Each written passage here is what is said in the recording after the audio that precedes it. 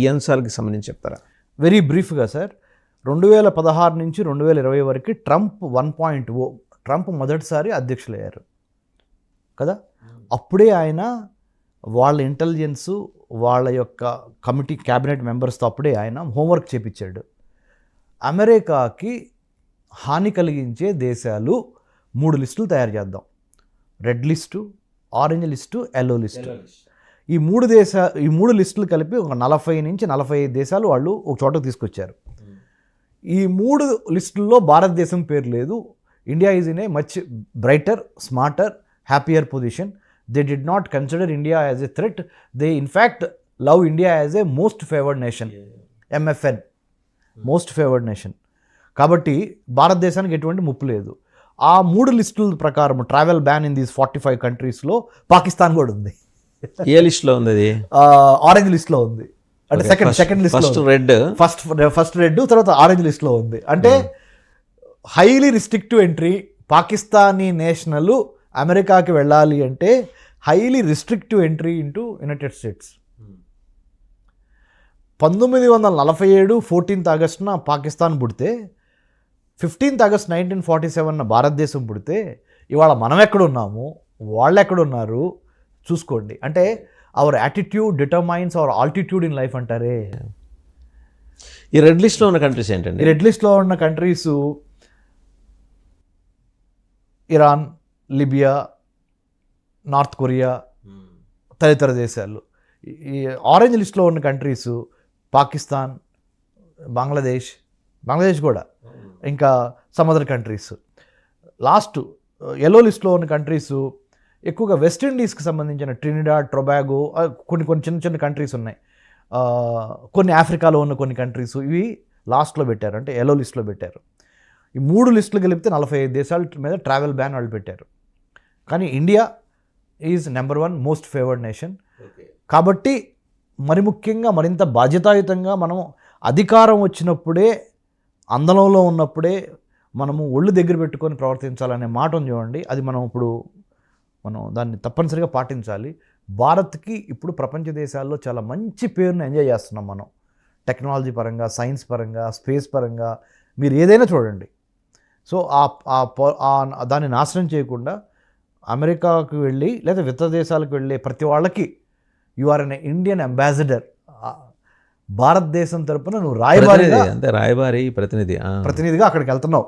నువ్వు చదువుకోవడానికి వెళ్ళు, వ్యాపారం చేయడానికి వెళ్ళు, టూరిజంకి వెళ్ళు, మెడికల్కి వెళ్ళు, ఇంకో దానికి వెళ్ళు. ఎక్కడ ఏ పని మీద మీరు విదేశం వెళ్ళినా మిమ్మల్ని భారతీయ అంబాసిడర్గానే చూస్తారు వాళ్ళు. So do good, be good and become the best. అయితే సుంకాల విషయంలో ఎలాంటి ములాజా ఉండదని చెప్పేశారు ట్రంప్ గారు. దానికి కూడా చెప్తాను సార్. లాస్ట్ బావే వంగుతోటి right. There is no free lunch in America అని ఒక నానుడు ఉంది. అమెరికాలో ఏది ఫ్రీగా, అమెరికన్ $1 కూడా ఎవరికి ఫ్రీగా ఇవ్వదు. $1 ఇచ్చింది అంటే దాని వెనక 100 రకాల కారణాలతో అది ఇస్తూ ఉంటుంది అనేది మనం చూస్తున్నాం. సరే, అది పక్కన పెడదాం. మోడీ గారితో మిత్రత్వము, భారతదేశం మీద ప్రేమ, ఇవన్నీ ఉన్నప్పటికీ వర్తక వాణిజ్య వ్యాపారాలు వచ్చేసరికి India is in a surplus position. అంటే ఇండియా భారత్కి ఎక్కువ ఎగుమతి చేస్తుంది, అమెరికా నుంచి మనం తక్కువగా దిగుమతి చేసుకుంటున్నాం. సో మనం ట్రేడ్ సర్ప్లస్లోనే ఉన్నాం. అది అమెరికాకి నచ్చట్లా. ఓకే, తప్పేం లేదు. వాళ్ళు ఏమనుకుంటారు, మా దగ్గర నుంచి కూడా ఇండియా ఎక్కువ కొనాలి, అప్పుడు మనం వాళ్ళకి డాలర్స్ రూపంలో పే చేస్తాం కదా, అది మాకు ఉపయోగపడుతుంది అని వాళ్ళు అనుకోవడంలో తప్పు లేదు. కానీ మనం ఏం చేస్తున్నాం, మనం ఎక్కువ ఎగుమతి చేస్తున్నాం వాళ్ళకి, అమెరికా నుంచి మనం తక్కువ దిగుమతి చేసుకుంటున్నాం. సో ఆ మనం ట్రేడ్ సర్ప్లస్లో ఉన్నాం, వాళ్ళు ట్రేడ్ డెఫిసిట్లో ఉన్నారు. ఎగుమతులు దిగుమతులు కంపేర్ చేసినప్పుడు ఆ 2 ఈక్వల్ అవ్వాలి అనేది ఒక ట్రంప్ యొక్క ఒక ఆలోచన. ఇంకోటి ఏంటి, మనం ఎక్కువ సుంకాలు విధిస్తున్నాం అమెరికా మీద. మీరు ఎంత సుంకం విధిస్తే మేము అంతే సుంకం మీకు విధిస్తాము, మీరు మాకు ఎంత క్లోజ్ కంట్రీ అయినా, ఎంత ఫ్రెండ్లీ కంట్రీ అయినా కానీ సుంకాల విషయంలో మట్టుకి బాధుడే అనే మాట ట్రంప్ చెప్పారు.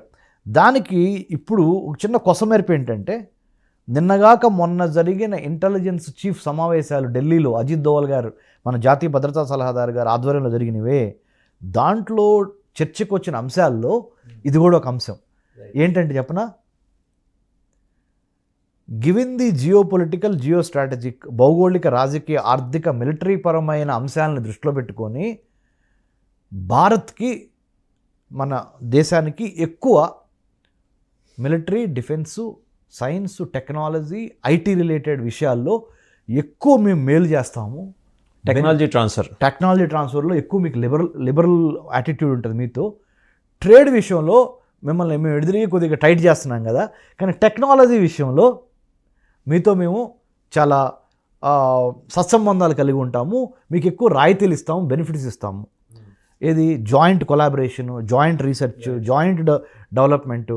సో ఇక్కడ ఏదైతే మీరు నష్టపోతారని అనుకుంటున్నారో, ఏది ట్రేడ్ టారిఫ్స్ మూలాన ఇక్కడ మీరు గెయిన్ అవుతారు టెక్నాలజీ విషయంలో అనేది నిన్నగాక మొన్న ఆ అంశంలో కూడా వచ్చింది. కాబట్టి మనకి ఇక్కడ ఒకవేళ ఏదో ఒక అంటారు కదా, ఈ చేత్తో ఇచ్చి ఈ చేత్తో తీసుకుంటారని, అదే దాన్ని మనం చూసినప్పుడు భారత్కి అంత పెద్ద ఇబ్బంది ఏమి ఉండదు. విల్ ఓవర్కమ్ దిస్ ఆల్సో, ఈ trade issues related to America because of our technological and military strategic advantage. Right. మనం ట్రేడ్ మాట్లాడుకున్నాం, F1 నుంచి F-35 వరకు మాట్లాడుకున్నాం.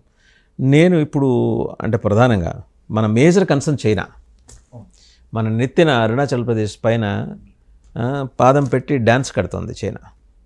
ఆ ఐరన్ కర్టెన్స్ వెనకాల ఏం జరుగుతుందో తెలియదు, ఎంత ఇన్ఫ్లేషన్ ఉందో బయట ప్రపంచానికి తెలియదు. వాళ్ళు వాళ్ళ కరెన్సీని టపటప ముద్రించేసి జనంలోకి ఎలా వదులుతున్నారో తెలియదు. ఒక్క సెంటీమీటర్ సమాచారం చైనా నుంచి బయటికి రాదు.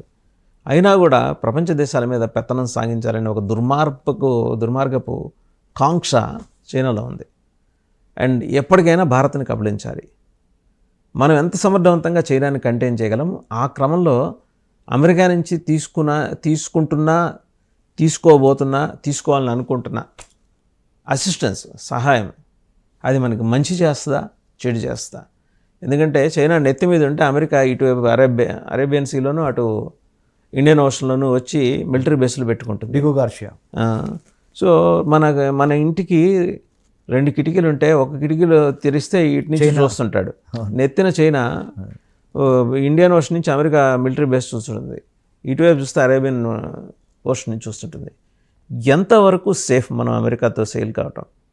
7 సముద్రాలు దాటి వాడొచ్చి మన కష్టాన్ని అయితే తీర్చడు. ఒకవేళ చైనా మన మీద వచ్చినా బేసిక్గా వెపన్స్ అమ్ముకునేవాడు అమెరికా అంటే ఒక ఇంప్రెషన్ జనాలకి, నిజం అవ్వచ్చు కాకపోవచ్చు. వాడు వ్యాపారం చేసుకోవడానికి వచ్చేవాడే కానీ ఇంకో దేశాన్ని రక్షించడానికో ఇంకో దేశంలో వెల్ఫేర్ కోసం వాడు రాడు. అండ్ ఫండింగ్ ఆపేశాడు, చూశారు కదా ఆల్రెడీ. అది యుఎస్ఐడ్ ఆపేశాడు. United states assistance for international development భాగంగా భారత్లో ప్రజాస్వామ్యానికి సంబంధించి ఓటర్ ఎలక్షన్కి సంబంధించిన ఫండింగ్ కూడా మనకి ఆపారు. మనకే ఆపలేదు, చాలా దేశాలకి ఆపాడు. బట్ నేను మంచి ప్రశ్న, మీ ప్రశ్న నాకు చాలా అర్థమైంది, చాలా అర్థవంతమైన ప్రశ్న మీది. దానికి నా సమాధానం ఏంటంటే సార్, వాసుదేవన్ సార్, ప్రపంచ రాజకీయాల్లో శాశ్వత శత్రువులు, శాశ్వత మిత్రులు, ముఖ్యంగా అంతర్జాతీయ సంబంధాల్లో, ఇంటర్నేషనల్ రిలేషన్స్లో ఉండరు. కాబట్టి భారత్ ఎప్పటికప్పుడు మీరు అన్న ప్రశ్నను చాలా సీరియస్గా తీసుకొని, అంటే top people at the top helm of affairs, అంటే prime minister's office, South Block, North Block, ఈ రెండు ఒక చోట కూర్చొని ఢిల్లీలో ఒక మేధోమథనం ఎప్పుడు జరుగుతూ ఉంటుంది. స్ట్రాటజిక్ అటానమీ అంటారు. స్ట్రాటజిక్ డిపెండెన్సీ అమెరికా మీద ఎక్కువ ఉండకుండా, అంటే మిలిటరీ పరమైన, మిగతా టెక్నాలజీ పరమైన ఎక్కువ డిపెండెన్సీ అమెరికా మీద ఉండకుండా మనము ఎప్పుడు స్ట్రాటజిక్ అటానమీని మేనేజ్ చేసుకుంటా పూర్తి